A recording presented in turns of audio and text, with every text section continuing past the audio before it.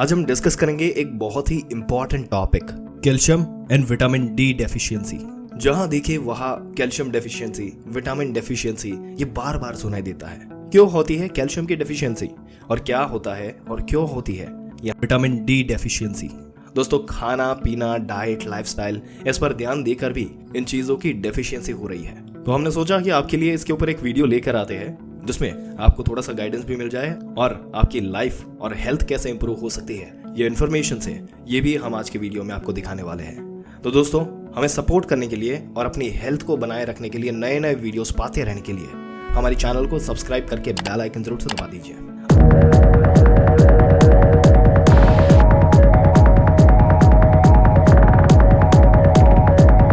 आइए बताते हैं आपको। दोस्तों, कैल्शियम हमारे शरीर का एक महत्वपूर्ण मिनरल है। शरीर का 90% से भी ज्यादा कैल्शियम हड्डियों में और दांतों में रहता है। बाकी का 1% जो रहता है वो खून में बहता रहता है। ये 1% का जो कैल्शियम का लेवल है वो बॉडी कुछ भी करके मेंटेन करके रखती है। इसलिए अगर आपका ब्लड टेस्ट कैल्शियम डेफिशिएंसी नहीं दिखा रहा तब भी आपको सिम्टम होने की पॉसिबिलिटी है। ये 1% जो कैल्शियम है वो मांसपेशियों को पोषण करता है। ये अपने हार्ट के मसल्स की प्रणाली में उपयुक्त है। ये ब्लड प्रेशर कंट्रोल रखने में हेल्प करता है और यही कैल्शियम शरीर के सेल्स या आपको कोशिकाओं को भरण पोषण देता है। तो दोस्तों, अब सवाल ये उठता है कि कैल्शियम डेफिशिएंसी से होता क्या है। नंबर 1, हार्ट की बीमारी का खतरा हो सकता है, क्योंकि कैल्शियम हमारे हार्ट के लिए मसल्स के फंक्शनिंग में बहुत ही यूजफुल है। अगर कैल्शियम डेफिशिएंसी हो गई तो हार्ट के फंक्शनिंग डिस्टर्ब होकर ब्लड प्रेशर अनकंट्रोल हो सकता है, जिससे हार्ट की बीमारी होने की पॉसिबिलिटी है। और जैसे जैसे उम्र बढ़ती है तो बोन्स का कैल्शियम धीरे धीरे कम हो जाता है। इसकी वजह से थोड़ी थोड़ी इंजरी या फिर बोन्स जल्दी टूट जाना जैसी समस्या हो सकती है। कैंसर का खतरा जो है वो बढ़ सकता है। जैसे कि कहा गया है कि 1% कैल्शियम हम अपने सेल्स या फिर कोशिकाओं के भरण पोषण में उपयुक्त है। अगर यही कैल्शियम डेफिशिएंसी आ गई तो सेल्स का अनियंत्रित ग्रोथ होने की संभावना है, जिससे कैंसर होने के लक्षण जो है वो आ सकते हैं। इसके बाद है शरीर में कैल्शियम का लेवल जो है अगर कम होने लगा तो शरीर का इम्यूनिटी डिस्टर्ब हो जाता है, जिससे आप रोगग्रस्त होने की पॉसिबिलिटी जो है वो आपकी बढ़ जाती है। कैल्शियम की कमी से स्किन की ड्राइनेस बढ़ना, नाखून जल्दी टूटना, खराब होना या फिर बालों का टूटना ये समस्या से ग्रस्त हो सकते हैं। सबसे ज्यादा कैल्शियम डेफिशिएंसी का असर अपने दांतों पर हो जाता है। दांत टूट सकते हैं या मसूड़े खराब होने की पॉसिबिलिटी हो सकती है। अगर हम देखेंगे विटामिन डी क्या है, तो दोस्तों अपने शरीर में स्किन प्रोड्यूस करती है। ये स्किन को विटामिन डी जो है वो प्रोड्यूस करने के लिए सूरज की रोशनी की जरूरत पड़ती है, इसलिए उसको सनलाइट विटामिन भी कहते हैं। ये विटामिन डी इतना इंपॉर्टेंट आखिर क्यों है?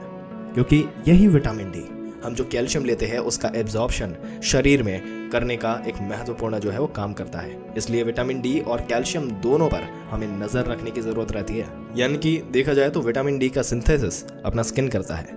हम लोग जो सुबह धूप में जब बाहर जाते हैं, हम लोग बाहर सन एक्सपोजर करते हैं, उससे स्किन ये विटामिन डी जो है वो इजीली सिंथेसिस कर पाता है। विटामिन डी की डेफिशिएंसी के सिम्टम की बात करें तो विटामिन डी डेफिशिएंट के सिम्टम कैल्शियम डेफिशिएंसी के जैसे ही होते हैं। जैसे कैल्शियम कम होता है उसके जो लक्षण दिखते हैं ये भी विटामिन डी की देखे जा सकते हैं। प्लस विटामिन डी कम होने से हमें ज़्यादा थकावट, कमजोरी या वीकनेस आने की पॉसिबिलिटी होती है।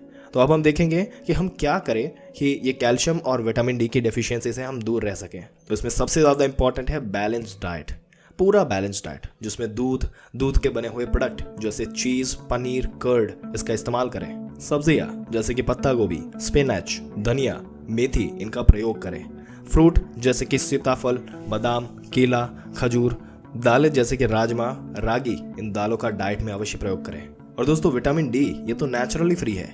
रोज सुबह 8 से 10 के बीच में 15 से 20 मिनट तक सूरज की रोशनी अगर आप ले लेंगे तो आपको इसकी डेफिशिएंसी कभी नहीं होगी। विटामिन डी का मुख्य स्रोत धूप होती है। रोजाना सुबह की धूप ले, इससे काफी हद तक विटामिन डी की कमी को पूरा करने में मदद मिलती है। डेयरी प्रोडक्ट से विटामिन डी की कमी पूरी होती है। इसके लिए दूध, गाय का दूध यानी पनीर, दही, मक्खन, छाछ इन सब का सेवन करें। विटामिन डी की कमी होने पर गाजर खाने भी फायदेमंद होते हैं। गाजर का जूस भी पी सकते हैं, ये भी बेहतर और भी बेहतर रहता है। विटामिन डी की कमी होने पर दही का सेवन करना चाहिए। दही का सेवन करने से विटामिन डी की कमी जो है इसको भी दूर किया जा सकता है। दोस्तों, आंवला में भी काफी मात्रा में कैल्शियम होता है। इसके अलावा आंवला में एंटीऑक्सीडेंट गुण काफी होते हैं जो शरीर को इन्फेक्शन से बचाते हैं। आंवला खाने से रोग प्रतिकारक शक्ति जो है ये भी बढ़ती है। आप आंवला का जूस या आंवला को पाउडर के रूप में भी खा सकते हैं दोस्तों।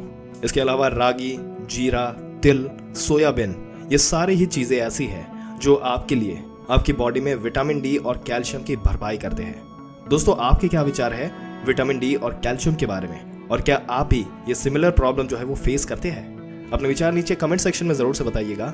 इस वीडियो को जितना हो सके उतना जरूरतमंद लोगों के साथ शेयर करें ताकि उनको भी इसका नॉलेज मिलता रहे, और ऐसी ही जानकारी पाते रहने के लिए हमारी चैनल को सब्सक्राइब करके बेल आइकन जरूर से दबा दें।